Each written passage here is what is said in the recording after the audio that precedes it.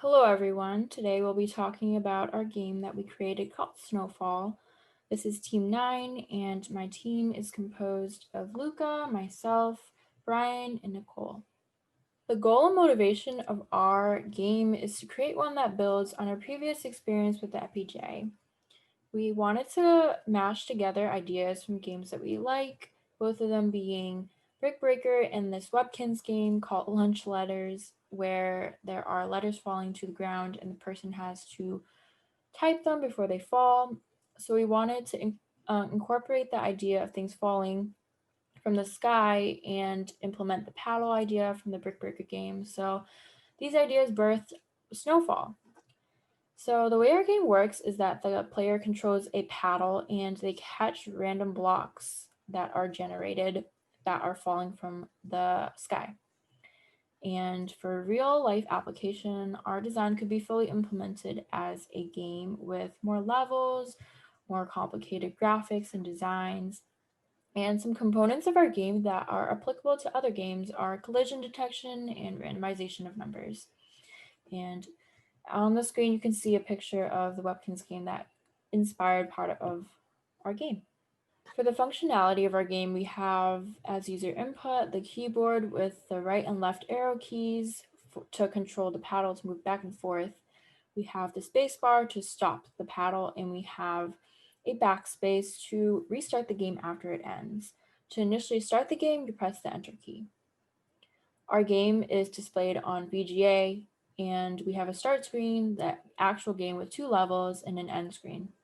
The first level of our game is pretty easy with blocks falling relatively slow compared to our other level, and after a person reaches the score of 10, then our game generates to be level impossible, which we call. And in level impossible, there are snow blocks falling very quickly compared to level 1, and there are additional bombs which the user has to avoid, and if they hit such bomb, the player loses a point. The game is over when our timer is up, and we have a timer of 90 seconds. To show the score, we have an FPGA board, and it is shown on the 7-segment display. There's also the timer that is shown on the right part of the 7-segment display. The score increments every time a snow block collides with the paddle and decrements when they hit the bomb. We also have as background music Jingle Bells played on our speaker. And now Luca will show a video demo of our game working. Yep.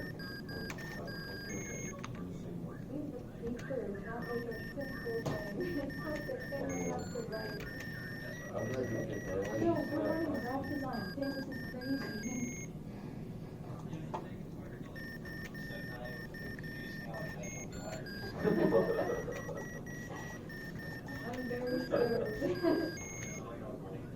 We're gonna get a big string error at the very end. It's gonna be amazing. As you can see, once the player hits 10, the level changes to the more difficult mode.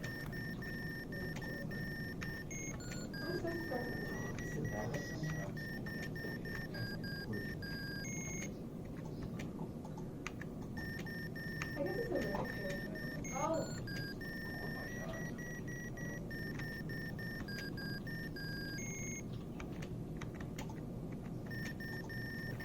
You can also observe that when the green paddle collides with any of the red blocks, the score will decrement by 1. Did you hit one? Yeah. Player 2 is going to drop C&D.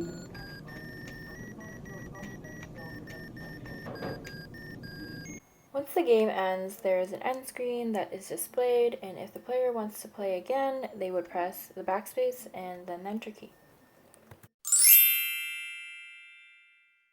Hi, I'm Nicole, and I worked on the start and end screen for our game as well as writing the test benches. Initially, we wanted to create a text mode using a font ROM for these screens, where it would display words on the VGA in terms of characters rather than manually creating individual pixels. However, we were not able to get that to work with our VGA, so we went ahead and hard-coded the words go and end in the screens before and after the game respectively. As you can see in this Verilog module, we have wires for different parts of the letters that we wanted to represent. So for the G in go, we divided it into 5 parts, and for the O, we divided it into 4 parts. Similarly, for E and N, we divided it into 4 parts, the N into 5 parts, and the D into 4 parts. The following assign statements create rectangles or squares that take up a certain amount of space on the VGA through the X and Y coordinates that represent positions. Later on, we also have wires to store these values as we want these variables to light up on the VGA when the situation calls for it, rather than these words being displayed during the game. We also want to incorporate hearts as a health mechanism for a game rather than the game being time-based and having a timer that would determine when the game is over. In fact, we first envisioned the player to play for an undetermined amount of time, this being dependent on how they perform and them losing a heart if they miss a block. However, this didn't work as the hearts would glitch on the VGA and sometimes disappeared at random times rather than when the player missed catching a block with a paddle. Therefore, we decided not to include this mechanism and instead go ahead with a timer. However, we put these hearts as a nice embellishment for our start and end screens, and as you can see, we created 2 pixel hearts using 8 rows each and assigned them into 2 wires that we initialized earlier in the code. This if-else statement is also basically determining if the start and end screen should be displayed, or if the game is active, and it equals to the 4-bit VGA outputs of different colors, with the word go being green, the word end being red, and the bricks being white through the combination of green, red, and blue. There's also the bombs being red, and finally the paddle being green. I will be talking about the paddle portion of our game and how we implemented it. So first we needed a separate clock for the paddle because we wanted the paddle and the blocks to fall at different speeds. So the way we did this is that we had a variable called max paddle, which is 500,000, and every time it hit 500,000, we would increment counter 500M by 1, and this allows us to create the correct clock speed that we want for our paddle. And then afterward, to implement the actual moving back and forth of the paddle, we have this portion of our code. So this always block if counter paddle every time we want the paddle to move, if it's key code 7:0 of that key code, that means that it is going to the left. So it's the left arrow key. And if it's about to hit the boundary, we reset it to the other side of the screen so that instead of hitting back and forth, the user is allowed to loop around and get to the other side of the screen if need be. Same thing with the right side of the paddle. P speed is 2 because we wanted the paddle to be a little faster than when it was initially 1. We made it slower than the blocks, but faster than we initially had before. And then at the end, we have assign paddle. So the paddle has a width of 40, and it is at the bottom of the screen, which is from 450 to 460 on the monitor. Another interesting portion of our project is the music portion, which plays Jingle Bells on the speaker. We first have a music module that has a clock and an output register speaker, and this portion of the code divides the frequencies into the respective notes. So we have 12 notes here from A to G sharp. These are piano notes and they differ by half step. And in the music ROM file is when we actually wrote the song. So we have a clock, an address, and a note. And in this case, very large case statement is when I was able to write the song. So we found that when it was just separate case statements, the timing between each note was way too fast. So to fix this problem, I extended one note by 5 case statements to make it way slower to the speed that I want. And as you go through the song, I think Jingle Bells has about 6 notes total that it uses. So I just played it on the piano and then transferred it over to make it play the correct notes at the right timing. Longer notes have more case statements that hold the same frequency, and then it goes higher and lower depending on where the song is. So that is how we wrote the song. My name is Brian, and I worked on creating the blocks and making them fall. So we see here that we have 10 different blocks that we called bricks that correspond to the snow blocks, and we have 9 bombs. And if we scroll all the way down, you can see that each of these blocks have a predetermined X range. So they have a width of 20, and they have different Y positions so that they can fall independently. And initially, they all start at Y position equals 0, so they're at the top.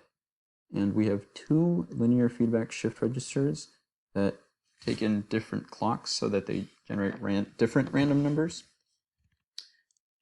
And in the LFSR, we have a 24-bit output so that we have a really long sequence of random numbers so that the numbers don't repeat themselves for a while. But we only want to generate numbers from 0 to 9 for the snow blocks and 0 to 8 for the bombs. So we only want the last 4 digits of this really long random number. And we assigned each of these blocks a number. So for this first block, we assigned it a number 0. So if the random number generates a number that equals 0, then we add 1 to the position, to the Y position, so that it's no longer being held at the top. So if the Y position is equal to 1 or greater than 1, then we can keep adding speed. So it keeps, the Y position keeps changing, and we do this every counter n, which is 1 millisecond. So it looks like the blocks are falling smoothly, and the blocks get reset back to their Y position equals 0 if they go past the paddle, which is greater than or equal to 470, or if they collide with the paddle. So here we have the code for collision detection. So the way that we initially planned to do it was to check whether the central pixel of the block was in the same position as the central pixel of the paddle, but we soon found out that this wouldn't work because the user only had a small range in which the block would actually count as caught, and therefore we decided to expand that range, and we came up with a range of 60 values as 60 pixels as it's shown here.